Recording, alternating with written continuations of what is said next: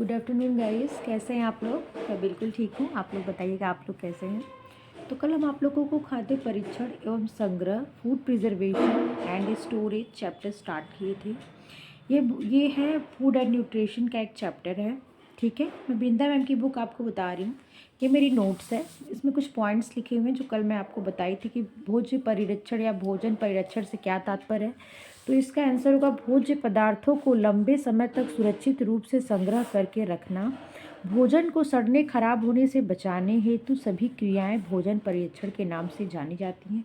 वो कौन कौन सी क्रियाएं हैं तो वो भी मैंने आपको बताया था कि मतलब सूक्ष्म जीवों को नष्ट करके उन सूक्ष्म जीवों की मतलब जो वृद्धि एवं क्रियाशीलता को रोकना। तो कैसे रोकना, तो एसएफसी जिसे वायु विलोपन विधि भी कहते हैं, यहाँ पे देख लीजिए, उसके प्रयोग करके भोजन को सूक्ष्म जीवों से दूर रख के भोजन को स्वतः होने वाली क्षति को रोक के मतलब आप परिरक्षण करते हैं। ठीक है, फिर था भोजन में निहित एंजाइम की क्रिया को निष्क्रिय करके, तो जो एंजाइमेटिक क्रिया होती है उबालने के बाद क्या होती है तो वो निष्क्रिय हो जाती है। तो ब्लाचिंग और उबालना दो मेथड था। नेक्स्ट था यांत्रिक भौतिक कारणों से होने वाली क्षति को रोकना, जिसमें था जैसे आप जो करते जो हमारे द्वारा गलती होती है, सही पैकिंग नहीं हुई है, संग्रह करने में दोष रह गया, तो ये इन सब कारणों से क्या होता है तो आप कह सकते हैं कि भोज्य पदार्थ खराब होते हैं। कुछ स्वतः होते हैं, कुछ कीट पतंगों के द्वारा हो सकते हैं, कुछ जीवों के द्वारा होते हैं, कुछ उनमें नमी के कारण। और नमी जो होता है ना, स्वतः जो होता है उसमें नमी आर्द्रता का सबसे बड़ा रोल है।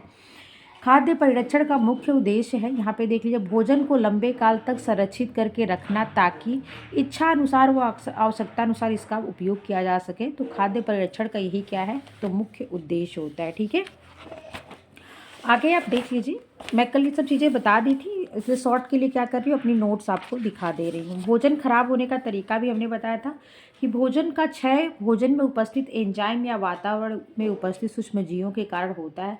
या तो वो स्वतः होते हैं, इनमें कोई एंजाइमेटिक क्रिया होती है, या उस पर क्या होता है जो क्लाइमेट या जो हमारा इन्वायरमेंट है, हमारे पर्यावरण में जो सूक्ष्म जीव होते हैं या तो उस पर अटैक कर देते हैं, या तो उस पर कोई मतलब या तो वो स्वतः खराब हो या किसी कीट के द्वारा या किसी पक्षी के द्वारा, या उसका जो स्टोरेज किया गया हो, अगर उसको स्टोर सही तरीके से नहीं किया गया है तो वो भी तब भी खराब होने की आसार रहती है। ठीक है, इतनी चीज़ें आप समझ गए होंगे। चलिए अब बुक दिखाते हैं, उसके बाद दिखाएंगे। जैसे मैंने आपको दिखाया था नाश होने के कारण कीड़ों मकोड़ों के द्वारा। ठीक है,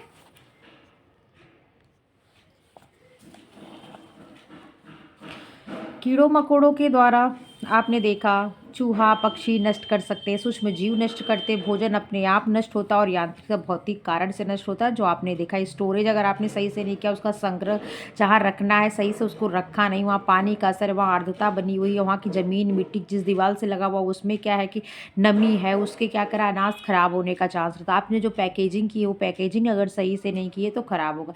तो ये जो होता है यांत्रिक और भौतिक कारण, मतलब ये हमारे द्वारा की गई गलतियाँ होती हैं। तो और भोजन का कीड़े मकोड़े चूहों पक्षियों द्वारा नष्ट होना, तो ये पहले पॉइंट आपने देख लिखा, यही पॉइंट को दोबारा इन्होंने रिपीट कर दिया है। मैं आज स्टार्ट करूंगी सूक्ष्म जीवों द्वारा नष्ट होने वाला, मतलब भोज्य पदार्थ सूक्ष्म जीवों द्वारा कैसे नष्ट हो सकता है। ये क्या है, इसका पहला पॉइंट है, कह सकते हैं इसका ये पहला कि कैसे सूक्ष्म जीवों द्वारा नष्ट होता है। तो आप देख लीजिए, उसके बाद अपनी नोट्स दिखाऊंगी आपको।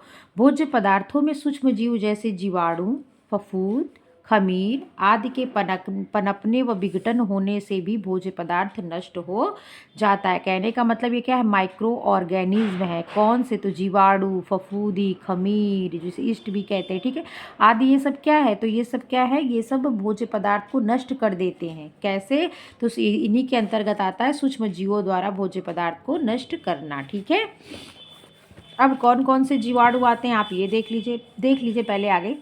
जीवाणु क्या होते हैं, तो जीवाणु अत्यंत सूक्ष्म होते हैं। जीवाणु क्या होते हैं, ये अत्यंत सूक्ष्म होते हैं, जिन्हें नंगी आंखों से नहीं देखा जा सकता। इन्हें देखने के लिए माइक्रोस्कोप की आवश्यकता होती है। पहले आप पढ़ लीजिए, फिर शॉर्ट में मैं नोट्स दिखा दूंगी, आपका क्लियर हो जाएगा।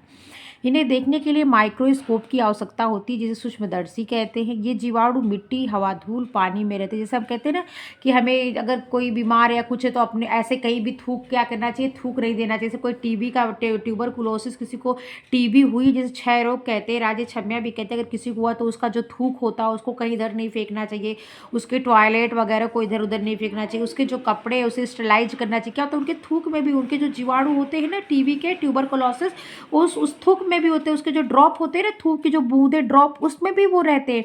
अगर वहाँ से कोई गुजरा, कोई मिट्टी उठा के कोई काम किया, लोग जैसे बर्तनों की लिपाई वगैरह करते हैं ऐसे किए, या बच्चे हैं वो ये सब छूते रहते हैं, तो वो क्या होंगे वहाँ से इन्फेक्टेड हो जाएंगे। इसीलिए कहा था कि जो टीबी से संक्रमित होते हैं या किसी भी संक्रामक रोगों से, तो उनके कपड़ों वगैरह को स्टरलाइजेशन की प्रोसेस से गुजारा जाता है, मतलब उबाला जाता है कि किसी प्रकार के जीवाणु हो या विषाणु हो तो क्या हो, वो वहीं पे खत्म हो जाए। क्योंकि हमारी आंखों से तो दिखते नहीं कि हम समझ जाइए कहाँ है, तो ये मिट्टी में भी कहते हैं ना, जैसे टीवी का जो पेशेंट था उसे 1 मीटर की दूरी से आप बात करिए, या जिसको देखिए कहते थे जब ये कोरोना कोविड हो रहा था तो कहते थे डिस्टेंस बना के रखिए, मास्क लगा के रखिए।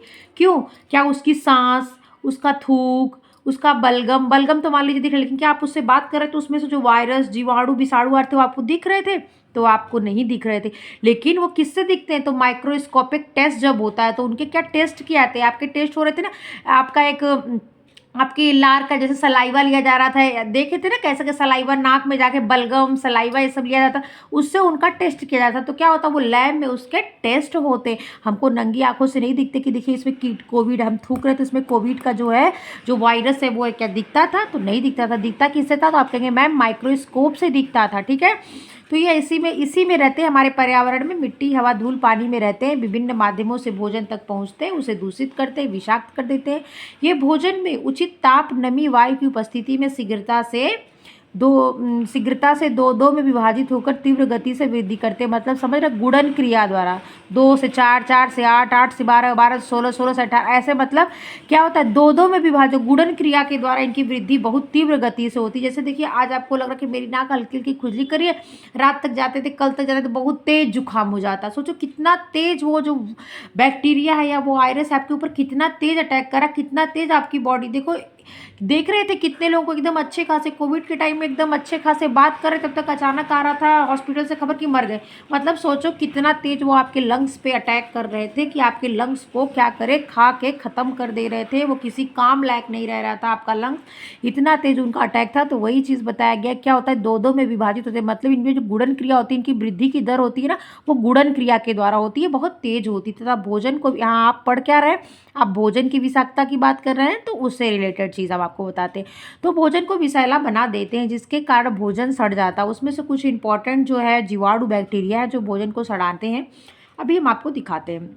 हानिकारक जीवाणु जो भोजन को नष्ट करते हैं वे 4 अलग अलग समूहों के होते हैं। हानिकारक जीवाणु अच्छे नहीं है, ये क्या है, हानिकारक है। ये कितने होते हैं? तो अलग अलग तरीके से भोजन को नष्ट करते हैं, और ये कितने होते हैं? 4 अलग अलग समूहों के होते हैं। नंबर 1 में क्या होता है? सल्मोनेला समूह।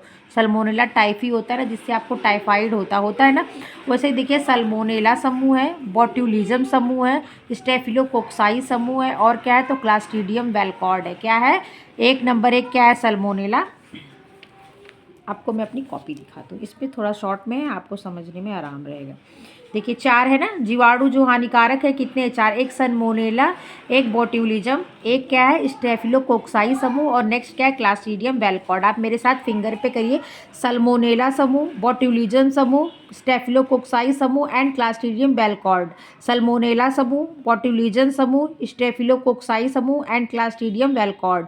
सल्मोनेला समूह, बोट्यूलिज्म समूह, स्टेफिलोकोक्साई समूह एंड क्लास्ट्रीडियम वेलकॉर्ड। आप लोग हमारे साथ बोला करिए, याद हो जाएगा।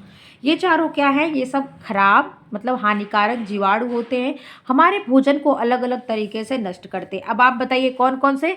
तो आप बताएंगे मैम सल्मोनेला, बॉट्यूलिज्म, स्टेफिलोकोक्साई और क्लास्ट्रीडियम वेलकॉर्ड। सल्मोनेला, बॉट्यूलिज्म समूह, स्टेफिलोकोक्साई और क्लास्ट्रीडियम वेलकॉर्ड। आप लोग को याद हो गया होगा। अब देखिए साल्मोनेला समूह क्या करता है, देखिए मैं आपको बोलूँ सल्मोनेला टाइफी जो होता है वो टाइफाइड फैलाता है, डायरिया, देखिए लिखा हुआ है। सल्मोनेला समूह जो होता है वो क्या करता है? टाइफाइड, डायरिया फैलाते हैं। सबसे खतरनाक सालम टाइफ्यूरियम होता है। क्या होता है? सबसे खतरनाक जो होता है वो क्या होता है? तो सालम टाइफी म्यूरियम होता है। ठीक है, दिख रहा है आपको? नेक्स्ट आता है बॉट्यूलिजन समूह, जो बॉटल में पैक की आती है चीज़ें ना, bottling, bottle bottling, bottle bottling, bottle Canning, can, कोई कैन बॉटल हो गया, जैसे बियर की कैन आती है, जूस के कैन आते हैं जो मतलब टिन के बॉटल कैन, शीशे के बॉटल बॉटल, ठीक। तो बॉट्यूलिज्म बॉटल, अंदाजा लगेगा, ब से बॉटल, ब से बॉट्यूलिज्म, मतलब जो चीज़ें क्या होंगी, किसी चीज़ में पेय पदार्थ हो गया या कोई अचार कुछ भी जिसको पैक करके रखा जाता है, उसमें ये क्या करेंगे, अपना असर दिखाते हैं। मुख्य बैक्टीरिया बॉट्यूलिनम, क्लास्ट्रीडियम तथा एनाराब होते हैं। क्या होते हैं, बॉट्यूलिनम, क्लास्ट्रीडियम और एनाराब होते हैं। क्या होते हैं, ये बॉट्यूलिज्म समूह के 3 है, एक बॉट्यूलिनम, एक क्लास्ट्रीडियम, एक एनाराब। क्या, बॉट्यूलिनम, क्लास्ट्रीडियम, एनाराब किसके समूह के अंतर्गत आते हैं, आप बोलेंगे मैम बॉट्यूलिज्म समूह के अंतर्गत आते हैं। ये क्या करते हैं, तो कैनिंग एवं बॉटलिंग प्रक्रिया से संरक्षित भोज्य पदार्थ विषाक्त हो जाता है। समझ में, कैनिंग मतलब जो केन टीन के डिब्बे में पैक होती है, जैसे आप बियर की बोतल देख लो, जैसे आप विभिन्न प्रकार के जूस मिलते हैं, जैसे आपको जो ये सॉफ्ट ड्रिंक होती है, जो कह सकते हैं कार्बोनेटेड ड्रिंक होती है, वो कैनिंग होती है ना, कैन में पैक होती है। बॉटलिंग जो होती है, जो आप दूध लेते हैं बॉटल में मिलता है, विभिन्न प्रकार के जैसे शेक मिलते हैं बॉटल में होते हैं, ठीक है। तो वही बॉटलिंग प्रक्रिया संरक्षित भोज्य पदार्थ विषाक्त हो जाता है तथा बदबूदार गैस उत्पन्न करता है। कौन कौन इसके अंतर्गत आते हैं, तो आप बोलेंगे मैम बॉट्यूलिनम, क्लास्ट्रीडियम और एनाराब। जो जीवाणु हवा की अनुपस्थिति में भी जीवित रहते हैं तथा भोजन में विष टॉक्सिन पैदा करते हैं, ये जीवाणु क्या करते हैं, ये जीवाणु क्या करते हैं, हवा की अनुपस्थिति, इनको हवा की ज़रूरत नहीं। जब बॉटल पैक हो गया, एक शीशी है, उसके ऊपर ढक्कन लग गया, तो उसमें हवा कैसे प्रवेश करेगी, तो आप बोलेंगे मैम नहीं प्रवेश करेगी। तो ये जो बॉट्यूलिज्म समूह होता है, आप एक बॉटल को ध्यान में रखना, बॉटल पे लगे ढक्कन को ध्यान में रखना कि वो पैक है, मतलब उस पर हवा नहीं पहुंच रही है, फिर भी ये क्या कर रहा है, वहाँ पे टॉक्सिन विष उत्पन्न कर रहा है। तो आप इससे अंदाज़ा लगा लेना उस बॉटल, उस शीशी से कि क्या है, ढक्कन बंद है, हवा नहीं पहुंच रही, मतलब हवा की अनुपस्थिति में भी ये जीवित रहते हैं और भोजन को विषाक्त या टॉक्सिन पैदा करते हैं। नेक्स्ट है स्टेफिलोकोक्साई समूह। क्या, स्टेफिलोकोक्साई समूह, क्या, स्टेफिलोकोक्साई समूह। मैडम हम समझ गए, स्टेफिलोकोक्साई समूह मुख्यतः जीवाणु मनुष्यों के घाव, फोड़े, पस, समझ लेना, पस में मेन रूप से घाव, फोड़े, फुंसियाँ, बाल, नाक आदि में होते हैं। क्या, स्टेफिलोकोक्साई कहाँ होते हैं, तो आपके घाव, आपके फोड़े, आपके फुंसी, नाक में और बाल, मतलब जो बाल होता है उसमें ये होते हैं। देखिए, जैसे अगर आप ध्यान दियोगे किसी हॉस्पिटल में अगर किसी पेशेंट को देखने के लिए और वो थोड़ा क्रिटिकल है, अगर उसकी स्टेज मतलब क्रिटिकल कंडीशन में वो है, तो उसके देखने के लिए आपको एप्रेन मिलेगा पहनने के लिए, आपको आपके हेयर को भी पैक करने के लिए मिलता है ना, हेयर को भी पैक कर दिया जाता है एकदम, जैसे आप कह सकते हैं जैसे आप अपने हेयर में कोई मास्क लगाते हैं, या आप याद नहीं आ रहा ना, हम पार्लर में जब जाते हैं करवाने कोई ट्रीटमेंट, तो वो क्या करते हैं, कैप देते हैं, पैक कर देते हैं। अगर आप किसी होटल में गए होंगे, अगर कि अच्छा होटल होगा, तो आपने देखा होगा जो वहाँ पे वेटर होते हैं, जो वहाँ पे कैटरिंग सुविधा होती है जो देते हैं, वो क्या करते हैं, वो कैप से अपने बालों को, जो खाना वहाँ पे बनाते रहते हैं, वो क्या करते हैं, उनके बाल जो रहते हैं ना, वो कैप के अंदर पैक रहते हैं। तो वैसे ही आप हॉस्पिटल में भी जाते हैं तो आपको वैसे पैक मिलता है ना, ट्रांसपेरेंट टाइप का, जिसका मास्क वगैरह बनता है, टिश्यू टाइप का रहता है, लेकिन उससे पैक क्यों, क्योंकि हमारे उसमें क्या होता है, उसमें भी आपके बैक्टीरिया या वायरस वहाँ से भी उस पेशेंट के पास पहुँच सकते हैं, जिसकी ऑलरेडी क्या है, बहुत क्रिटिकल कंडीशन में वो है, ठीक है। तो इसीलिए हमारे बाल, नाक, हमारे घाव, फोड़े, फुंसियों आदि में होता है। घाव से निकली पीप तथा मवाद में इनकी संख्या क्या होती है, अधिक होती है। कहाँ पे, पीप में और मवाद में, जो वो पस निकलता है ना, हल्का पीला सा हुआ मवाद, जो पस आप समझ रहे होंगे, उसमें इसकी संख्या अधिक होती है। किसकी, तो आप बोलेंगे मैम स्टेफिलोकोक्साई समूह की। नेक्स्ट आता है, आप पढ़ क्या रहे हैं, तो मैडम हमको आप भोजन खराब होने के कारण में जीवाणुओं द्वारा जो भोजन नष्ट होता है उसके बारे में बता रही हैं। आपने इसमें बस इतना बताया कि मैडम 4 प्रकार के जीवाणु अलग अलग तरीके से भोजन, जो हानिकारक जीवाणु होते हैं, भोजन को खराब करते हैं।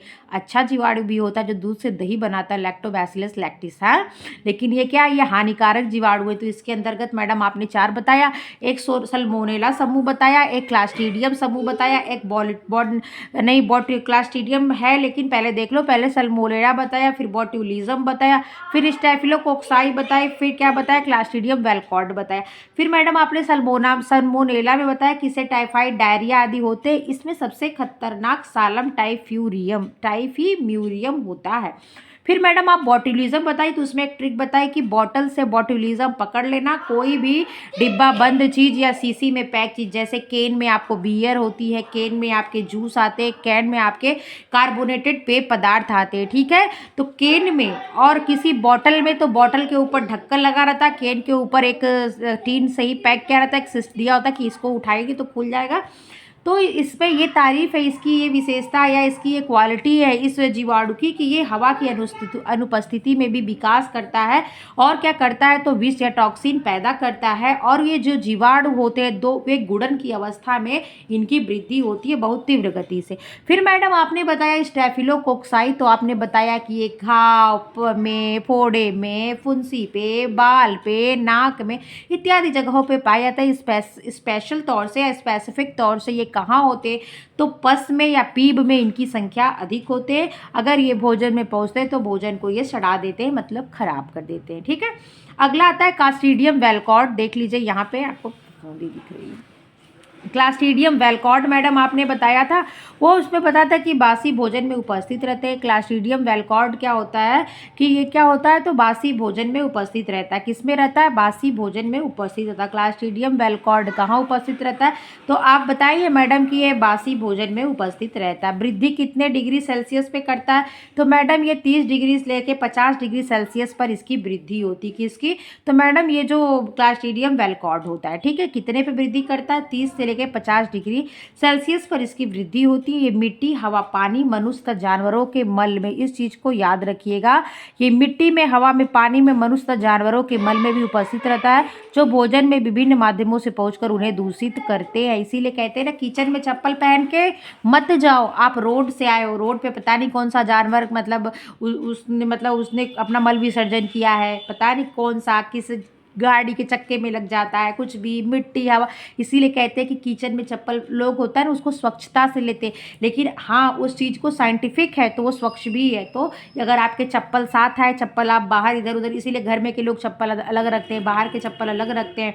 तो क्या होता है, अगर आप वो चप्पल पहन के, वो स्लीपर पहन के किचन तक गए, आप बैठ के खाना खाए, तो जो ये जीवाणु विषाणु होते हैं ना, ये इनके अगर थोड़ा सा भी इनके अकॉर्डिंग, मतलब इनको मतलब इनका क्लाइमेट या इनका पर्याप्त, मतलब इनका अगल बगल, मतलब इनका वातावरण इनके अकॉर्डिंग मिल जाए, नहीं भी मिलता तो इनकी इतनी क्षमता होती है, हवा पानी सब में रहते हैं तो वो उनमें आराम से सर्वाइव कर लेते हैं। तो आपके पैर से क्या हुआ, आपके भोजन तक पहुँचे और लोग भी संक्रमित हुए और बीमार हो गए। कोविड में क्या हुआ, यही हो रहा था, कहाँ कैसे कहाँ इन्फेक्शन लग रहा था कोई नहीं जान रहा था, लेकिन बीमार होने पता लगा कि ये इन्फेक्टेड है। कोई घर में भी रहा पुरुष भी बीमार हो रहा था, वो कैसे इन्फेक्टेड हो रहा था लोगों को पता नहीं चल रहा था। इसीलिए चप्पल बाहर रखो, नहा के अंदर घुसो, हाथ हैंड वॉश करके तब अंदर आओ, कितने सारे इंस्ट्रक्शन दिए गए थे आपको। चीज़ें बहुत बाकायदा, छोटे बच्चे को याद है, हम तो बड़े, हमें तो याद ही होगी।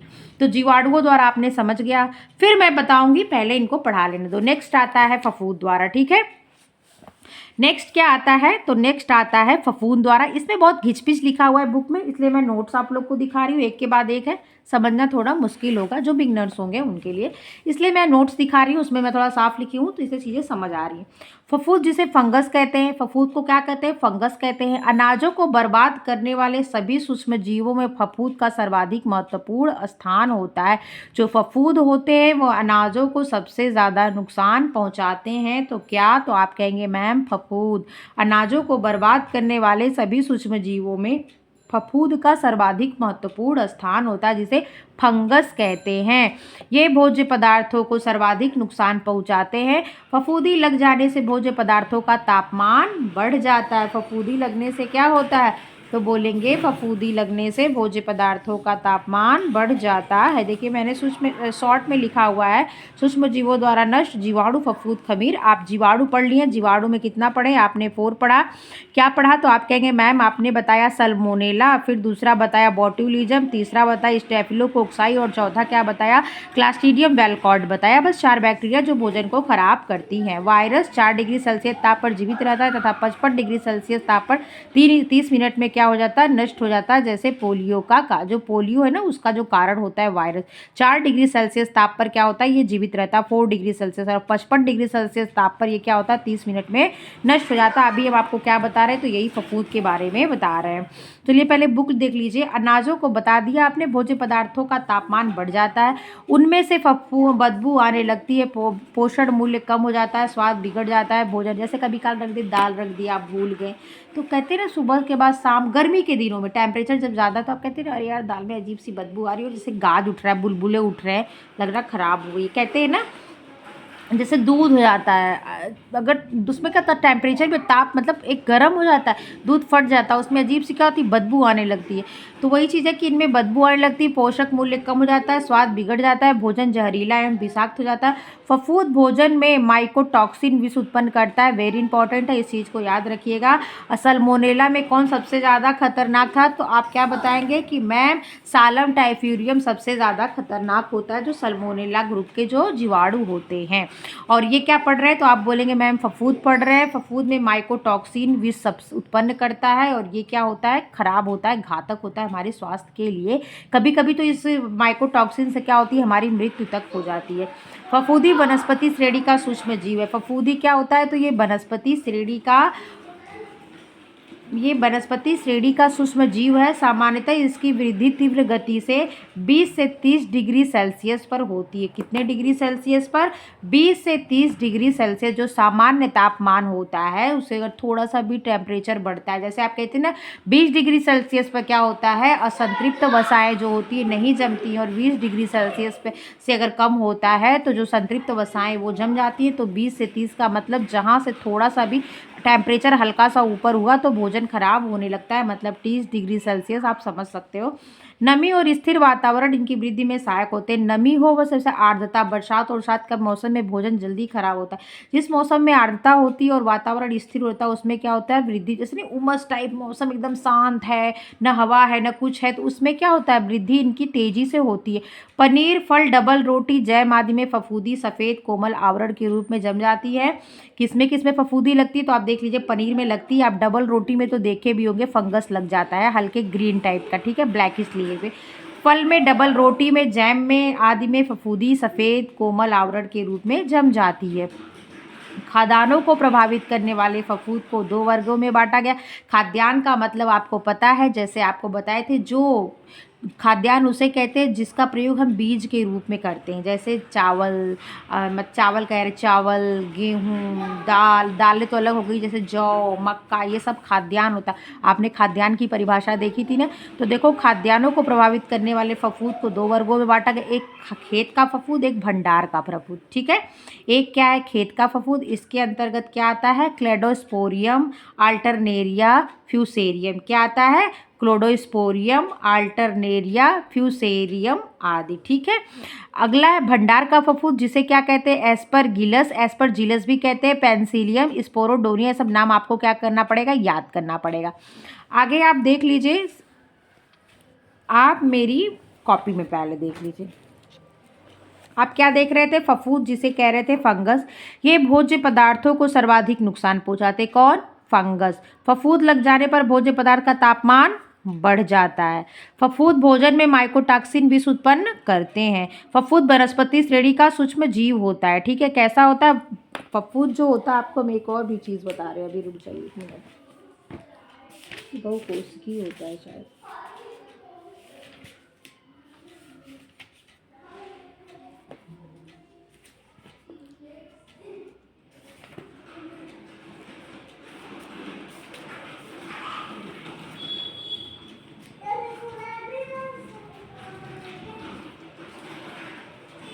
आप देख सकते हैं यहाँ पे लिखा हुआ है फफूंद के बारे में कि यह बहुकोशिकीय लंबे तार की, एक मिनट क्या होते हैं, यह बहुकोशिकीय होता है। कैसा होता है, तो आप इस चीज़ को ध्यान रखिएगा, ये बहुकोशिकीय लंबे तार की तरह से सूक्ष्म जीव होते हैं।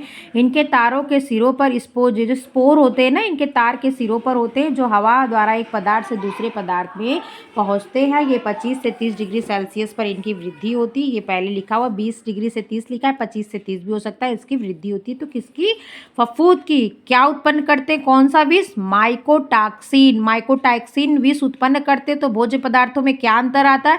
भोज्य पदार्थ का तापमान बढ़ जाता है। ये कितने प्रकार के होते हैं? तो खाद्यान्नों के आधार पर ये क्या होते हैं? 2 प्रकार के होते हैं, एक खेत का होते हैं और एक क्या होते हैं? तो भंडार का होते हैं। नमी और स्थिर वातावरण में इनकी वृद्धि सहायक होती है। पनीर, डबल रोटी, दिख नहीं रहा है ना?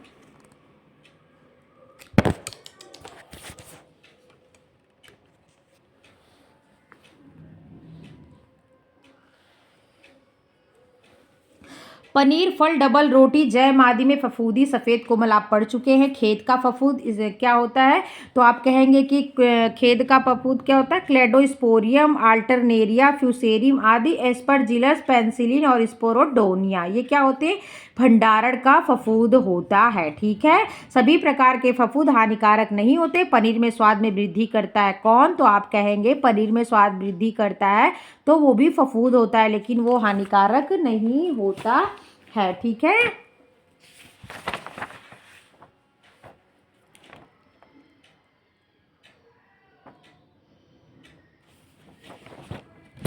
इसमें जरा आप ध्यान से देखिएगा। फफूंद द्वारा नष्ट, मैंने कुछ लिखा हुआ है, आप देख लो। इसका पहला पॉइंट है अनाजों को बर्बाद करने में फफूंद का सर्वाधिक महत्वपूर्ण स्थान होता है। दूसरे नंबर पर फफूंद लगने पर भोज्य पदार्थों में तापमान बढ़ जाता है। ठीक है, ये क्या होता है? ये उगती है जहाँ अम्ल क्षार में संतुलन कम होता है, मतलब जहाँ अम्ल और क्षार में असंतुलन पैदा हुआ वहीं पे क्या होता है? ये उग जाती है। ठीक है, बदबू आने लगता है। ये बहुकोशिकीय होते हैं। कैसे होते हैं? ये बहुकोशिकीय होते हैं। फफूंद में माइकोटॉक्सिन विष होता है जो बहुत घातक है, मृत्यु का कारण बनते हैं। वनस्पति जगत का ये क्या होता है? सूक्ष्म जीव होता है।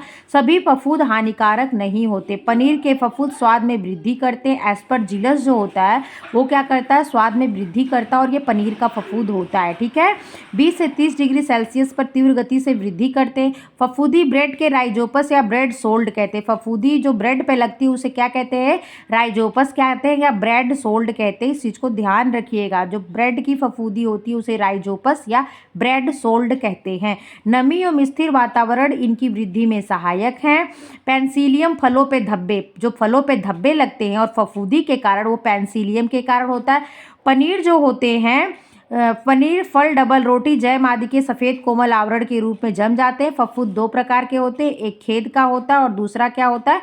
भंडारण का होता है। तो खेत में जो होते हैं वो क्या होते हैं? क्लैडोस्पोरियम, अल्टरनेरिया, फ्यूसेरिस। क्या? क्लैडोस्पोरियम, अल्टरनेरिया, फ्यूसेरिस, क्लैडोस्पोरियम, अल्टरनेरिया, फ्यूसेरिस, क्लोडोस्पोरियम, अल्टरनेरिया, फ्यूसेरिस। एस और भंडार में क्या होता है? एस्परजिलस, पेंसिलियम और क्या होता है? स्पोरोडोनियम। यही पूरा फफूंद का चैप्टर है। ठीक है, इसमें देखिए यहाँ तक लिखा हो, मैंने आपको शॉर्ट में पूरा बता दिया। अभी मैं आपको जब अपनी कॉपी पे फिर से आपको रिवाइज कराऊंगी तो आपको क्या होंगी? चीज़ें याद हो जाएंगी। ठीक है, नेक्स्ट आता है खमीर, जिसे क्या कहते हैं? ईस्ट। खमीर केवल, याद रखिएगा, याद रखिएगा और याद रखिएगा, ईस्ट जो खमीर किया जाता है, खमीर केवल शर्करा युक्त भोज्य पदार्थों में ही पाए जाते हैं। शर्करा का मतलब क्या होता है? जिसमें शर्करा होती है, फर्मेंटेशन की क्रिया। जैसे आप चावल उसको भिगो के फर्मेंटेड करते हो, तो जो शर्करा युक्त, शर्करा और अशर्करा बीजों में शर्करा पाई जाती है। शर्करा जो कार्बोज का एक रूप है वही है। शर्करा युक्त भोज्य पदार्थों में ही क्या होता है? खमीर या ईस्ट का उत्पादन होता है। खमीरीकरण, फर्मेंटेशन की क्रिया इन्हीं के द्वारा होती है। तो किसके द्वारा? खमीर के द्वारा या ईस्ट के द्वारा। इस क्रिया द्वारा शर्करा sugar, alcohol, carbon dioxide, lactic अम्ल, एसिटिक अम्ल में बदल जाती है। हम आपको समझाते हैं। जैसे आप चावल, जब आप इडली बनाते हो या आप डोसा बनाते हो तो आप फर्मेंट ही करते हो ना। फर्मेंट से क्या होता है? पाचनशील हो जाता है और क्या होता है? उसमें विटामिन बी जो होते हैं इनरिच हो जाते हैं। बी ग्रुप के जो विटामिन है उनमें खूब भरपूर हो जाते हैं। सी भी हो जाता है। ठीक है, तो आप कह सकते हो वैसे अंकुरण से सी होता है। फर्मेंटेशन अगर है मान लीजिए ऑप्शन में तो आप लगा सकते हैं। तो कह सकते हैं कि जैसे देखो, आप क्या करते हो? चावल और दाल को एक में भिगोते हो। ये क्या है? शर्करा ही तो है, शर्करा है ये। तो क्या करते हो? आप इसको भिगोते हो जब एक में, उसके बाद क्या होता है? उसमें आप क्या करते हो? खट्टापन आ जाए। तो खट्टापन किसके कारण आता है? पहले से तो खट्टापन नहीं था, लेकिन जब आप बोलते बैटर जो बनाए हैं, डोसा का जो बैटर तैयार किए हैं, उसमें थोड़ा सा हल्का सा खट्टापन आ जाए तो ज़्यादा टेस्टी बनता है। तो खट्टापन में क्या होता है? उसमें बुलबुले उठते हैं। तो कैसे उठते हैं? उसमें कार्बन डाइऑक्साइड की उत्पत्ति हो जाती है। वो क्या होता है? कार्बन डाइऑक्साइड के कारण एल्कोहल बनता है और खट्टापन लैक्टिक एसिड या एसिटिक अम्ल में बदल जाता है। ठीक है, जैसे आप सिरका वगैरह रख देते हो ना बंद करके धूप में, तो उसमें देखो उसमें एसिटिक अम्ल उत्पन्न हो जाता है, लैक्टिक अम्ल। चीज़ों को जब खट्टापन आता है ना, खट्टापन, जैसे आप डोसा का बैटर तैयार किए, इडली, उनमें हल्का खट्टापन जब आता है, जब आप बनाते हो तो बीच बीच में हल्के हल्के बबल बनते हैं ना इडली में। आपने देखा होगा पूरी प्लेन सी रोटी जैसी इडली नहीं बनती, बीच बीच में क्या होता है, हल्का हल्का बबल बन जाता है। तो उसमें वो कब बनता है, जब उसमें कार्बन डाइऑक्साइड उत्पत्ति होती हो, जब उसमें अल्कोहल की उत्पत्ति होती है, तो वो बबल क्या होता है उसमें बनते इडली में। इडली आप देखे होंगे एकदम प्लेन चिकनी सी होती है, अंदर अंदर हल्का हल्का जैसे जगह स्थान खाली खाली से रहता है ना, गोल गोल छेद छेद टाइप का, तो वो इन्हीं के कारण से होता है। अतः खमीरीकरण द्वारा प्राप्त भोज्य पदार्थ में उपरोक्त पदार्थ उपस्थित हो जाते हैं। यदि यह क्रिया लगातार होती रही तो भोजन सड़कर गलकर नष्ट भी हो जाएगा। आप क्या करते हो, एक दिन भिगोते हो, एक से दे, या रात भर भिगोए सुबह बना दिए, इतना क्या उसको 10 दिन भिगो के तब बनाओगे तो उस पर क्या होगा, एक फफूंद भी लग जाएगी और एकदम से खराब हो जाएगा। तो ऐसा नहीं करते, तुरंत करते और बनाते और खा लेते हैं, ठीक है। तो इसलिए कहा गया कि आप मतलब एक दिन, ज़्यादा से ज़्यादा 1.5 दिन, इतना दिन या 2 दिन, मतलब वो भी 2 दिन मतलब हद हद कह सकते हैं, नहीं तो उसके बाद ज़्यादा दिन अगर आप रखोगे तो वो क्या, आपका भोज्य पदार्थ खराब हो जाएगा। खमीर जो इष्ट होती है उपयुक्त ताप एवं नमी की उपस्थिति में तीव्रता से वृद्धि होती है। अगर इसके अकॉर्डिंग इसको ताप मिल गया और नमी का मतलब आर्द्रता अगर इसको मिल गई तो ये क्या होगा, तीव्रता से वृद्धि करता है। नंबर 3 का है भोजन का स्वतः अपने आप नष्ट होना, स्पॉयल ऑफ बॉडी बाय। आपने अब तक क्या देखा, जीवाणुओं द्वारा भोजन कैसे नष्ट हो रहा था, उसके बाद आपने क्या देखा, फफूंद द्वारा भोजन कैसे नष्ट हो रहा था, और आप फिर क्या देखा, तो खमीर, 3 चीज़ देखी। और ये फफूंद, खमीर, ये सब आप किस में देख रहे थे, तो आप कहेंगे मैम सूक्ष्म जीव, जो आप पढ़ाएंगे सूक्ष्म जीवों द्वारा नष्ट होने में, ये चीज़ हमने देखी है कि इसमें सूक्ष्म जीव जो मतलब सूक्ष्म जीव द्वारा जो भोजन नष्ट हो रहा था उसके अंदर, जैसे फफूंद के द्वारा, फफूंद से, खमीर से, अब क्या गया, भोजन का स्वतः नष्ट होना। देखिए भोजन का अपने आप, इसमें क्या है ना, कुछ नंबर गलत है। देखिए यहाँ पे 3 नंबर आ गया, यहाँ पे 2 नंबर है, तो आप अपना कॉमन सेंस यूज़ करना। आपने क्या देखा, जीवाणुओं द्वारा देखा, फफूंद वगैरह क्या है, सूक्ष्म जीवाणु ही हैं, ठीक है। खमीर वगैरह जो है सूक्ष्म वाले के ही अंदर आते हैं। भोजन का स्वतः अपने आप नष्ट होना, ये दूसरे नंबर पे है, ध्यान देना। कीड़े मकोड़ों द्वारा, चूहों द्वारा आप बाद में पढ़ोगे, सूक्ष्म जीवों द्वारा आपने पढ़ लिया। आप तीसरे नंबर का पढ़ रहे हैं, भोजन का स्वतः अपने आप नष्ट होना, spoil of food by self decomposition. तो देख लीजिए कैसे है, तो भोज्य पदार्थों में उपस्थित एंजाइम के कारण कई बार भोज्य पदार्थ खराब हो जाते हैं। एंजाइमेटिक जो क्रिया होती है, फल को अगर आप काट के रख देते हो तो उसमें भूरापन आ जाता है ना, तो उसमें एंजाइम की क्रिया होती है। जैसे आपने एप्पल को काट के खाया, थोड़ा सा रख दिया, तो उसमें क्या होता है, ऑक्सीकरण की क्रिया हो जाती है, समझे, उसके ऑक्सीजन जैसे ही उसको मिलता है एंजाइमेटिक क्रिया होती है। फल को देखिए आप, अधपका आम को लोग काटते हैं, मतलब अधपका फल है, उसको लाके घर में रख दो, एक दो दिन में वो अपने आप स्वतः पक जाता है। कैसे, उनके अंदर जो एंजाइम होते हैं ना, वही क्या करते हैं, ये सब चीज़ों का, क्रियाओं को क्या, पकने वगैरह का कार्य करते हैं। इनके अंदर एंजाइमेटिक क्रिया होती है। देखिए फलों एवं सब्जियों में उपस्थित, जैसे अपने आप सब्जी आप ग्रीन लेकर एक दो दिन बाद सड़ जाती, यार सड़ती क्यों है, ग्रीन ही क्यों नहीं रहती, मतलब क्यों सड़ गई यार, अच्छी खासी तो हरी दिख रही थी, सड़ क्यों गई, तो जब उसके अंदर वही एंजाइम जब क्रियाएं करते हैं तो वो क्या होती है, सड़ जाती है, गल जाती है। इन चीज़ों को आप ध्यान रखना। भोज्य पदार्थों में उपस्थित एंजाइम के कारण कई बार भोज्य पदार्थ खराब हो जाते हैं, जैसे फलों एवं सब्जियों में उपस्थित एंजाइम इन्हें सड़ा डालते हैं। फलों को पकाने में एंजाइम निरंतर सक्रिय रहते हैं, जैसे हम वही कह रहे, कच्चा फल आप तोड़ के लाओगे, भूसे में डाल दिए, तो भूसे में गर्मी मिली उसको, मतलब उसके अनुसार उसको टेम्परेचर मिल गया, जैसा वो एंजाइमेटिक क्रिया हो सके सही से, क्या हुआ, आम पक गया। आपने आम को घर में लाया, पेटी में बंद किया, हल्का सा कार्बाइड डाला, आम पक गया। क्या होता, उनके अंदर एंजाइमेटिक क्रिया होती है, ठीक है। जब फल पक जाते हैं तो भी एंजाइम की सक्रियता बनी रहती है, उसके बाद फल सड़ जाता है।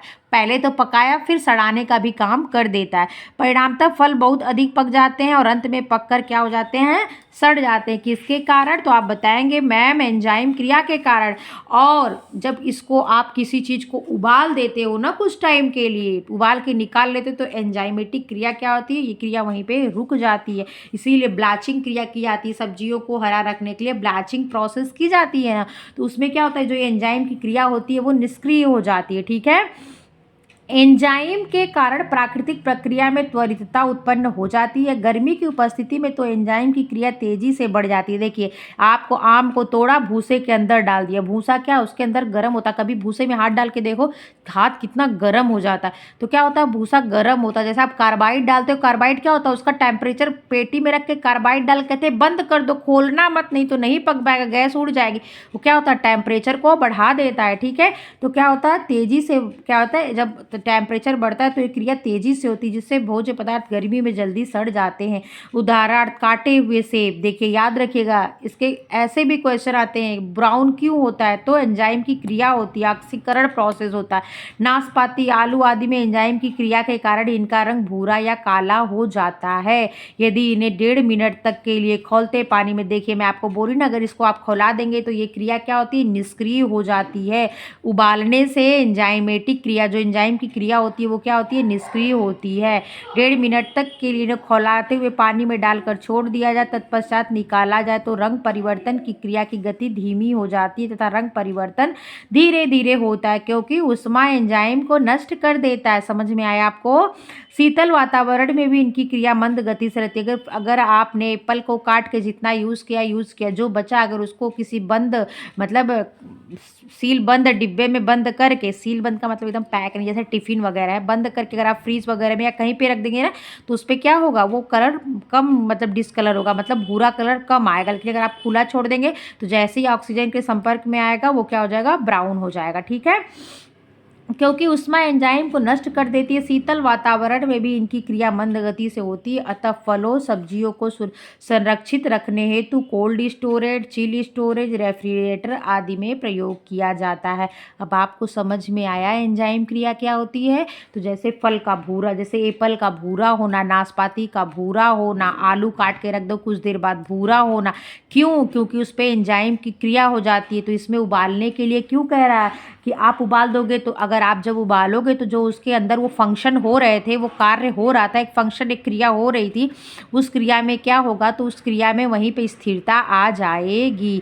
टेम्परेचर जहाँ ज़्यादा होता है ये तेज़ी से काम करता है। इसीलिए कहते हैं ना, हरे फल को, आम को तोड़ के लाओ, भूसे में डाल दो, कार्बाइड में बंद करके पेटी में रख दो, खोलना मत, हवा लग गया तो नहीं पकेगा।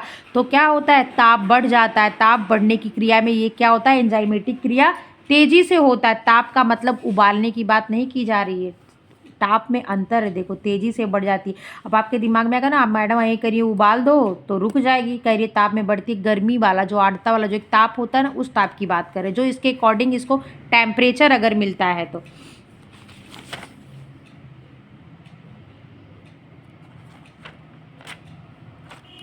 ठीक है, अगला है यांत्रिक तथा भौतिक कारणों से नष्ट होना। स्पॉयल बाई, टाइम कितना हुआ, spoil by mechanical and physical causes, मतलब कारण।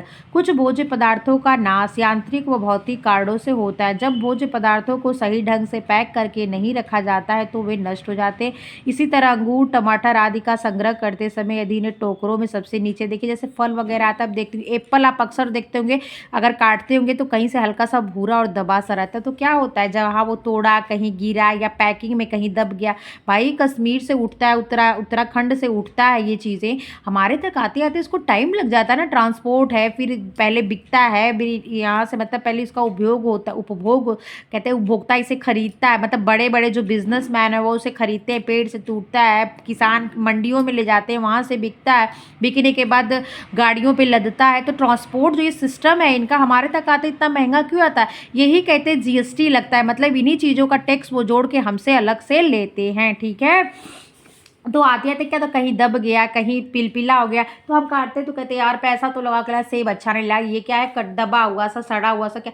तो क्या होता है, जो नीचे पड़े, जो ऐसे पड़े, जो गिरे, जो दबे, वो क्या हो गए, उनमें वो क्या हो गया, वो खराब हो गए। तो ये किस कारण के अंतर्गत गए, ये यांत्रिक कारण। क्यों, ये हमारी वजह से, हमारी इन भौतिक कारणों से ये खराब हो रहे हैं। ठीक है, संग्रह करते समय यदि नीट टोकरों में सबसे नीचे तक आलू, प्याज, कटहल, लौकी आदि के ऊपर रखे जाए तो कुछ टमाटर व अंगूर फूटकर बर्बाद हो जाते हैं। अतः फल सब्जियों को उचित ढंग से संरक्षण की आवश्यकता होती है। आज तक बस इतना ही खाद्य परिरक्षण की आवश्यकता, ये मैं आपको कल बताऊंगी। आज जितना बताई हूँ इसी को आपको एक बार फिर से दोहराती हूँ। ठीक है,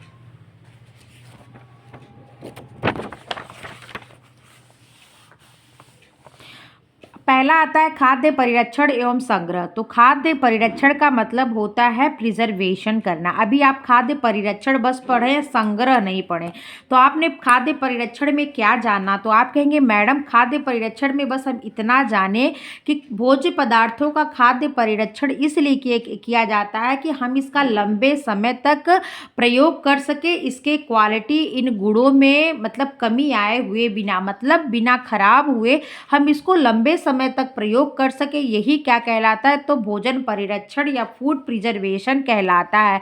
इसका रूप बदल के बिना रूप बदले, ठीक है, अगर हम इसको उपयोग करें चाहे जैसे, ठीक है, लेकिन इसकी क्वालिटी में कोई भी कमी नहीं होनी चाहिए, तो ऐसे भोज्य पदार्थों को ही हम क्या करना ही क्या कहलाता है, तो खाद्य परिरक्षण या खाद्य फूड प्रिजर्वेशन कहलाता है। बस इतनी सी बात आप समझ गए कि मतलब लंबे समय तक बिना खराब होने के सुरक्षित रखें और उनके क्वालिटी में किसी प्रकार का भी परिवर्तन हम नहीं बर्दाश्त कर सकते, और वही क्या है, तो भोजन परिरक्षण या फूड प्रिजर्वेशन है। यहाँ तक में बस इतनी बातें समझाएगी, मैं आपको निचोड़ बता दी। अब जब कल आप पढ़ेंगे ना, तो इस फूड प्रिजर्वेशन का फायदा क्या है, जैसे अकाल के टाइम भूख अकाल आ गया, कहीं मतलब युद्ध हो गया, कहीं मतलब बेमौसम की चीज़ का अगर खाने का मन किया, तब जैसे आपने अचार चट्टी इत्यादि के रूप में सुरक्षित कर लिया, मुरब्बा बना लिया, ये सब तरह से इसीलिए फूड प्रिजर्वेशन किया था। जैसे अब मान लीजिए आंवला जिस टाइम में हो रहा था आपने कच्चा खाया, चटनी बनाया, सब तरह से यूज किया, लेकिन जब नहीं है तब कैसे मुरब्बा बना लेंगे, अचार बना लेंगे, तो आप यूज करेंगे ना, आपको विटामिन सी मिल जाएगा। तो इसीलिए इस सब चीज़ों को ध्यान में रखते हुए फूड प्रिजर्वेशन का काम किया जाता है। अब आता है फूड प्रिजर्वेशन कर तो रहे हैं, भोजन परिरक्षण कर तो रहे हैं, क्यों कर रहे हैं, अरे भोजन है हम खा रहे हैं, हमको फूड प्रिजर्वेशन करने की क्या ज़रूरत। तो भैया मेरे बच्चों में बता दूं, भोजन क्या होता है, खराब होता है विभिन्न कारणों से। ये हमारे जो खाद्य पदार्थ हैं, ये फूड है, जैसे हमारे अंग है ना, हमारी बॉडी भी प्रकृति की देन है, हम भी प्रकृति की देन है, तो हमारी बॉडी में भी कभी दर्द होता है, कभी सूजन होती है, कभी क्या होता है, कोई अंग ही खराब होने लगता है, कभी क्या होता है कोशिकाओं का विभाजन तेजी से होने लगता है, तो हमें कैंसर होता है। तो हमारी बॉडी भी किन्हीं न किन्हीं कारणों से खराब होती है। सबसे बड़ा कारण जीवाणु विषाणु का हमारे ऊपर भी पड़ता है। जैसे जीवाणुओं के द्वारा हम कहते हैं बैक्टीरियल इन्फेक्शन है, वायरस इन्फेक्शन है, कहीं दाद हो जाती है, कहीं खाज हो जाती है, कहीं खुजली होती है, तो हम कहते हैं कहीं से इन्फेक्शन लग गया इनको, ठीक है। वो फंगस लगते हैं, बालों वगैरह में चकत्ते आते हैं, वो फंगस लगता है, वो भी फंगी हमारे ऊपर भी अटैक करते हैं, ऐसा नहीं हमारे ऊपर नहीं अटैक करते। वायरस हमारे ऊपर पिछली साल जो उसका सेकेंड वेरिएंट कोविड का आया, इतना अटैक किया कि कितने तो घर ही उजाड़ दिए। ये नहीं है कि बस भोज्य पदार्थ पे ही अटैक करते, नहीं है, हमारे ऊपर भी अटैक करते हैं, लेकिन अंतर इतना है कि हम भोज्य पदार्थ पढ़ रहे हैं तो हमको इसके बारे में जानना है। तो हम फूड प्रिजर्वेशन के सिद्धांत जान रहे हैं, और इनका मुख्य सिद्धांत क्या है, तो आप बताएंगे। पहली बात तो खाद्य पदार्थों को सूक्ष्म जीवों से नष्ट होने से बचाया जाए, क्योंकि इनका सबसे ज़्यादा भोज्य पदार्थ पे असर पड़ता है। तो पहली बात तो सूक्ष्म जीवों से, जो माइक्रो ऑर्गेनिज्म, इसके अंतर्गत क्या कहेगा, तो आप बोलेंगे मैडम जीवाणु। जिस सूक्ष्म जीव का मतलब जिसको हम अपनी नंगी आंखों से नहीं देख सकते, वही सूक्ष्म जीव है। जैसे आप इतना तो देखते हो कि कवक है, उस पर हल्का काई सा, हल्का जाले सा काई सा क्या हुआ है, फंगस लगा हुआ है, लेकिन क्या आपके अंदर उसकी जो उसके अंदर फंगस है वो आपको अपनी आंख से दिखते, तो आप बोलेंगे नो मैम। जैसे अभी मैं आपको उसका फिगर दिखाई थी, तो वो माइक्रोस्कोप से देखा गया होगा ना, तो मतलब सूक्ष्म जीव का वो मतलब है जो हमारी नंगी आंखों से नहीं देखे जाए, उसको देखने के लिए एक यंत्र का उपयोग करते हैं, उसको सूक्ष्मदर्शी यंत्र या माइक्रोस्कोप कहते हैं। तो मतलब जो पदार्थ सूक्ष्मदर्शियों और सूक्ष्म जीवों द्वारा नष्ट होता है, एक नंबर हो गया सिद्धांत में बता रही हूँ। इसके अंदर क्या क्या आते हैं तो आपको अब बहुत अच्छे से पता हो गया होगा, जीवाणु आते हैं, विषाणु आते हैं, कवक आते हैं, फंगी आता है इत्यादि। दूसरा नंबर आता है सूक्ष्म जीवों की वृद्धि एवं क्रियाशीलता का ह्रास करना या रोकना। सूक्ष्म जीवों की वृद्धि एवं क्रिया मतलब आप क्या पढ़ रहे हैं, खाद्य परिरक्षण के मुख्य सिद्धांत पढ़ रहे हैं, कैसे कैसे भोज्य को परिरक्षण करने का तरीका। ये क्या है, ये सिद्धांत क्या है, भोजन खराब होने से बच जाए और भोजन को खराब होने से बचाने के ये तरीके हैं, यही क्या है, भोजन के सिद्धांत है। तो सूक्ष्म जीव अगर आपके भोजन में मतलब तैयार हो रहे हैं तो उसको कैसे नष्ट करेंगे, तो आप कहेंगे मैडम ताप के द्वारा, विकिरण के द्वारा। मेरे पास एक स्पेशल बुक है, मैं विकिरण के द्वारा आपको दिखाऊंगी, उसमें कितने तरह से रेडिएशन का दिया हुआ है, मैं दिखाऊंगी, ठीक है। तो वो मेरी किताब नहीं, एक्चुअली मेरे हस्बैंड की बुक है, वो जैसे विभागीय बुक है, मैं आपको वो चीज़ दिखाऊंगी, विकिरण द्वारा दिया हुआ है। तो फिर वो चीज़ हो गया। फिर सूक्ष्म जीवों की वृद्धि एवं क्रियाशीलता को रोकना, तो अब एक तो उनको एकदम से नष्ट कर देना या उनकी क्रियाशीलता को रोक देना, मतलब वो क्रियाशील नहीं रहे, अगर हैं भी तो वो क्रियाशील एक्टिव ही नहीं है। तो जैसे हमारे इन्वायरमेंट में बहुत तरह के धूल है, कण हैं, जीवाणु हैं, विषाणु हैं, लेकिन अगर वो मेरी बॉडी के अंदर आते हैं और एक्टिव नहीं होते तो रहने दो, उससे मेरा क्या नुकसान हो रहा। कुछ भी जीवाणु अच्छे भी होते हैं, जैसे हमारे पेट के अंदर जो होते हैं, हाँ, ठीक है। तो ये आप नहीं कि जो विटामिन बी ग्रुप बनाने में काम करते हैं ना, तो ऐसा नहीं कह सकते कि सारे जीवाणु नुकसान होते हैं, जब तक वो हमें हार्म न पहुंचाए। जैसे हमारे बॉडी के अंदर वायरस जाता है, ये तो हमारी जो WBC होती हैं वो उसको भक्षण का काम करती है ना, तो जब तक लड़ना बनता है लड़ती है, जब नहीं लड़ती है तो क्या होता है। तो सबसे पहला संक्रामक रोग का कारण मैं आपको बुखार पढ़ाई थी तो बताई थी कि बॉडी का टेम्परेचर बढ़ जाता है। तो वैसे ही इसको भी है, इसकी क्रियाशीलता को रोक दिया जाए। जैसे आप हैंड वॉश करके, जैसे वायरस है चारों तरफ घूम रहा है कोविड का, कोरोना वायरस, लेकिन आपने अपने हाथ धो लिए, मास्क लगा लिया है, तो क्या है, हम उसको क्या किए, एक्टिव नहीं होने दे रहे हैं। एक्टिव भी है तो अपनी बॉडी पे आने नहीं दे रहे हैं। तो उसके लिए क्या करेंगे, तो SFCs मतलब वायु विलोपन करके किसी चीज़ में से वायु को बिल्कुल से हटा देना, छान कर, जैसे आप दूध को छानते हैं, जैसे आप आटे को छानते हैं, इन चीज़ों द्वारा कम ताप का प्रयोग करके, जैसे फ्रीजिंग पॉइंट, कोल्ड स्टोर हो गया, ये सब कम ताप का प्रयोग करके, सुखा के, जैसे निर्जलीकरण करके, जिसे डिहाइड्रेशन कहते हैं। जैसे आप जानते हैं ना, गेहूं कट के आता है तो सूखने के लिए छुड़ाता, अगर आप नहीं सूखने देंगे, जैसे कट के अगर उसको ड्रम में भर देंगे तो उसमें घून लग जाएंगे, उसमें कीड़े लग जाएंगे, उसमें वो पतले पतले दूसरे टाइप के जो गेहूं पड़ते हैं आटे वगैरह में, वो सब उसमें आटा से उसमें सब बन जाएंगे, खराब हो जाएगा।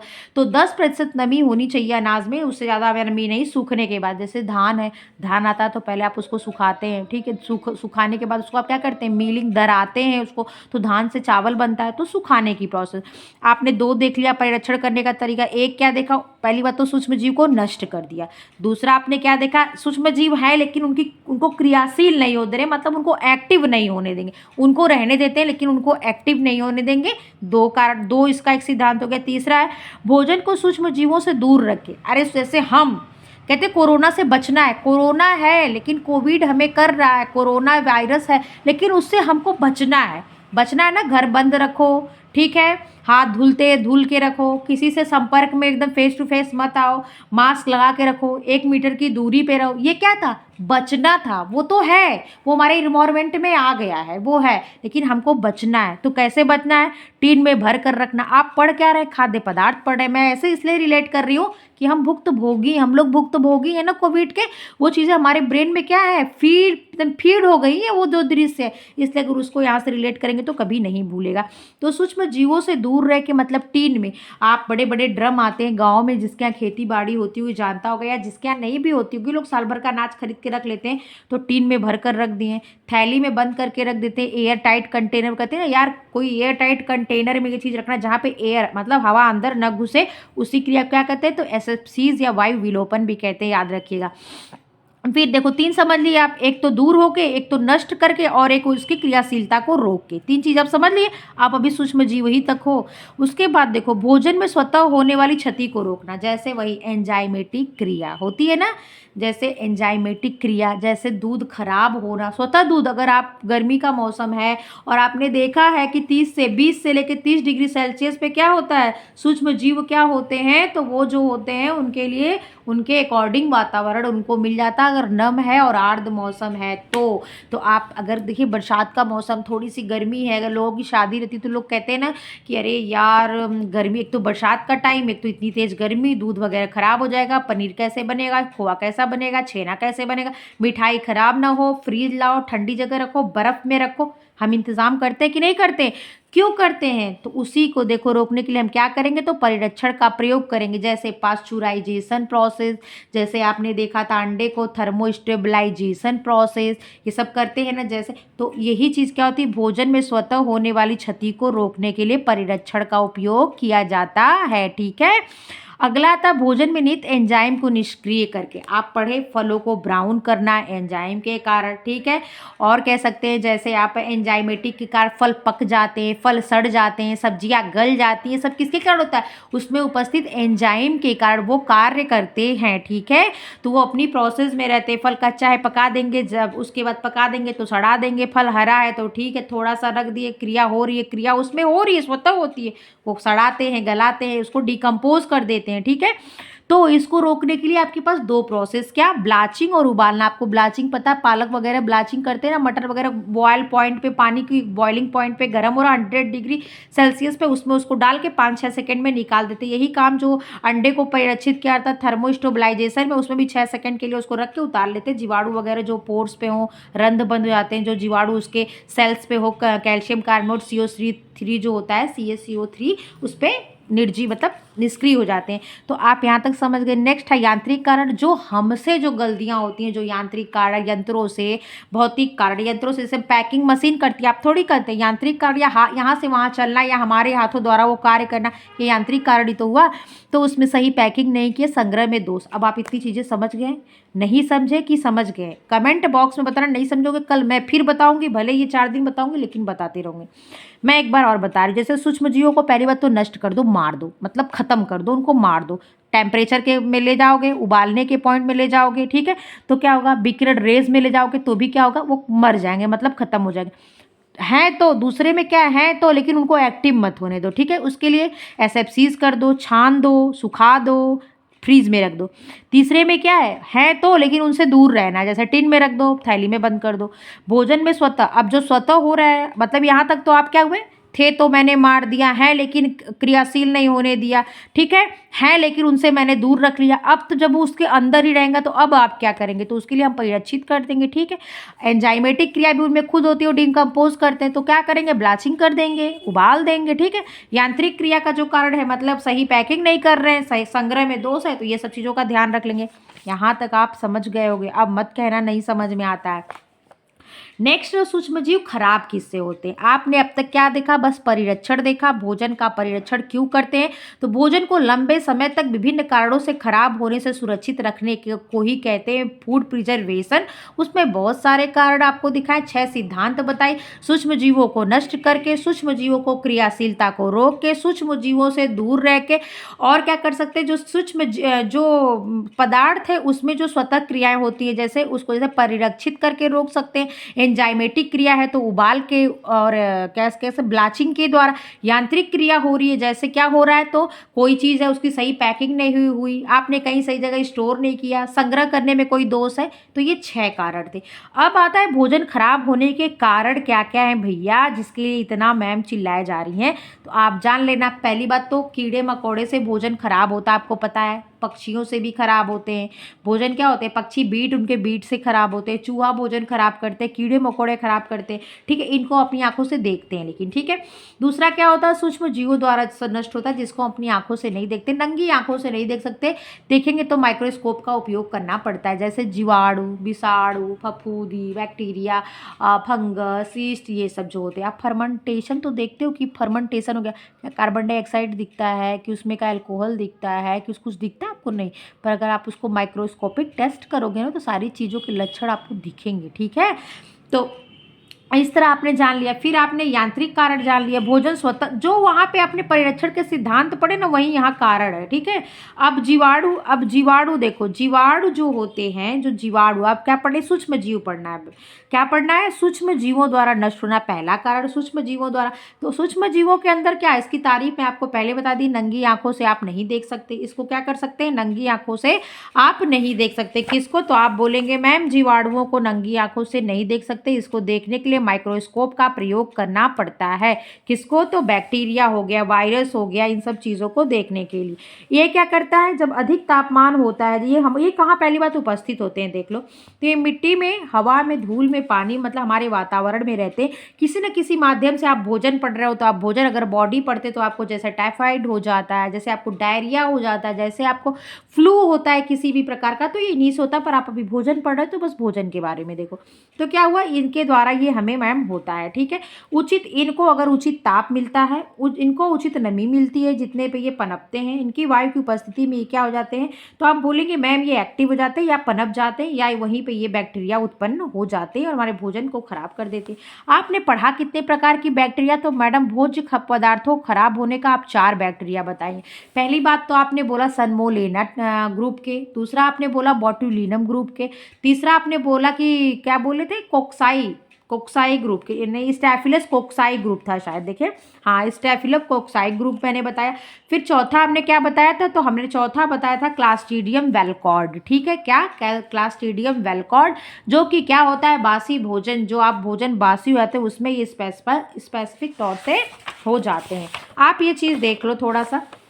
जीवाणुओं द्वारा नष्ट होने वाला दूध से बने पदार्थ तथा मांस मछली जीवाणुओं द्वारा जल्दी नष्ट होते हैं, ठीक है, ठीक है। ये थोड़ा जो शॉर्ट नोट है आप इसको देख सकते हो, रुक जाइए एक मिनट। जीवाणुओं द्वारा क्या नष्ट होता है, तो दूध से बने पदार्थ तथा मांस मछली इसमें जल्दी नष्ट होते हैं। 4 प्रकार के ये होते हैं। पहला होता है सनमोनेला ग्रुप, जिसमें क्या होता है, सनमोनेला टाइफी जो होता है वो टाइफॉइड पैदा करता है, डायरिया इत्यादि रोग फैलाते हैं। इसमें सबसे ज़्यादा खतरनाक मैडम आपने बताया था कि क्या होता है, सालम टाइफ्यूरियम होता है। दूसरा मैडम आपने बताया था बॉट्यूलिज्म समूह, जो मिट्टी जल धूल इत्यादि में उपस्थित होते हैं। ये 3 प्रकार के होते हैं, बॉट्यूलिज्म, क्लास्ट्रीडियम और एनाराब, ठीक है, 3 बताया। ये क्या करते हैं, ये बदबूदार गैस उत्पन्न करते हैं। कौन, आप कोई बॉटल वगैरह की चीज़ रखो, सबसे बड़ी बात, आप सिरका देखो, खोलो, पहले आपने रस, गन्ने का रस पैक करके रख दिया और उसके बाद 1 साल 2 साल बाद खोलो, जैसे कितनी तेज गंध आती है, ठीक आती है ना, लेकिन वो खराब नहीं होता, वो अच्छा होता है सिरका, उसमें एसिटिक अम्ल हो जाता है, एसिटिक या साइट्रिक, कौन सा,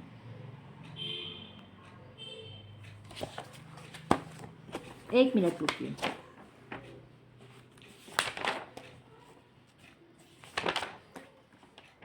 एसिटिक होता है, एसिटिक साइट्रिक तो नींबू में होता है। तो देखिए क्या होता है कि ये क्या करते हैं, ये जीवाणु बदबूदार गैस उत्पन्न करते हैं, जिससे कैनिंग एवं बॉटलिंग, मैडम ने क्या बताया था, बॉट्यूलिज्म से बॉटलिंग पकड़ लेना, बॉटलिंग और कैनिंग द्वारा संरक्षित भोज्य पदार्थों क्या करते हैं, ये विषाक्त करते हैं। इनका प्रभाव हमारे नर्वस सिस्टम पर सबसे ज़्यादा पड़ता है और ये हवा की अनुपस्थिति में भी जीवित रहते हैं। 2 हो गया। तीसरा मैंने बताया था स्टेफिलोकोक्साई 50 डिग्री फ़ारेनहाइट के नीचे उत्पन्न नहीं होते हैं, ठीक है। ये क्या होता है, मुख्यतः मनुष्यों के फोड़े, फुंसी इत्यादि पर ये नाक, बाल इत्यादि में ये पाए जाते हैं, भोजन में पहुंचते तो सड़ा देते हैं। नेक्स्ट मैंने बताया क्लास्ट्रीडियम वेलकोट, जो क्या होता है, बासी भोजन में होते हैं, ठीक है, किसमें, बासी भोजन में। वृद्धि इनकी 30 से 50 डिग्री सेल्सियस टेम्परेचर पे होती है। मिट्टी, हवा, पानी, मनुष्य, जानवरों के मल में होते हैं, भोजन में पहुंचकर दूषित करते हैं, ठीक है। इतनी चीज़ें आपने समझ गई, किसके बारे में, जीवाणु के बारे में। अब नंबर आता फफूंद, मैंने बहुत बढ़िया से बताया था, अनाजों को बर्बाद करने में फफूंद का सर्वाधिक महत्वपूर्ण स्थान है। फफूंद लगने पर तापमान बढ़ जाता है, चीज़ें खराब हो जाती हैं। अगर जहाँ पीएच बैलेंस बिगड़ता है वहाँ पे ये उग जाती हैं, बदबू आती है। ये फफूंद कैसे होती है, तो ये बहुकोशिकीय होती हैं। सबसे खतरनाक किसमें कौन सा विष उत्पन्न करती हैं, तो माइकोटॉक्सिन विष उत्पन्न करती हैं। वनस्पति जगत में क्या होती है, सबसे सूक्ष्म जीव, मतलब वनस्पति जगत का ही सूक्ष्म जीव वनस्पति जगत का ये होता है, ठीक है। सफ़ी फफूंद हानिकारक नहीं होते, जैसे पनीर में स्वाद बढ़ाने के एस्परजिलस जो होता है पनीर में स्वाद बढ़ाता है। ये 20 से 30 डिग्री सेल्सियस पर तीव्र रूप से गति कर, मतलब इनकी वृद्धि होती है। और जो क्लास्ट्रीडियम वेलकॉट जो जीवाणु था 30 से 50 सेल्सियस पर वृद्धि होती है और इसका 20 से 30 पर वृद्धि होती है, ठीक है। फफूंद की गति से वृद्धि करते हैं। जो ब्रेड के फफूंद होते हैं उन्हें राइजोपस या ब्रेड सोल्ड कहते हैं। नमी एवं स्थिर तापमान कर इनकी वृद्धि में सहायक होते हैं। पेंसिलियम फलों पर धब्बे उत्पन्न कर देते हैं। पनीर, फल, डबल रोटी, जैम आदि में क्या करते हैं, सफ़ेद भाग का ये आवरण बनाते हैं। ये 2 प्रकार के होते हैं, खेत का फफूंद, एक भंडार का फफूंद, ठीक है। नेक्स्ट मैंने क्या बताया था, तो आप बोलेंगे मैम आपने नेक्स्ट बताया था खमीर, जिसे ईस्ट कहते हैं। तो जो ईस्ट होता है, जो शर्करा युक्त भोज्य पदार्थ होते हैं, वो उनको क्या करता है, खराब करने का काम करता है या उन पदार्थों पर क्रिया करता है। जैसे फर्मेंटेशन की क्रिया होती है, तो उसमें क्या होता है, शुगर, एल्कोहल, कार्बन डाइऑक्साइड के साथ लैक्टिक अम्ल और साइट्रिक अम्ल में बदल जाता है। फर्मेंटेशन की क्रिया से भोजन क्या हो जाता है, पाचनशील हो जाता है और क्या हो जाता है, ये मैं खराब की नहीं बात बता रही हूँ, अच्छे, लेकिन ये ख़राब वाली बात है यहाँ पे। और क्या होता है, विटामिन बी ग्रुप के विटामिन उसमें क्या होते हैं, उत्पन्न हो जाते हैं, उनकी बढ़ोतरी हो जाती है। विटामिन सी भी उसमें उत्पन्न हो जाता है।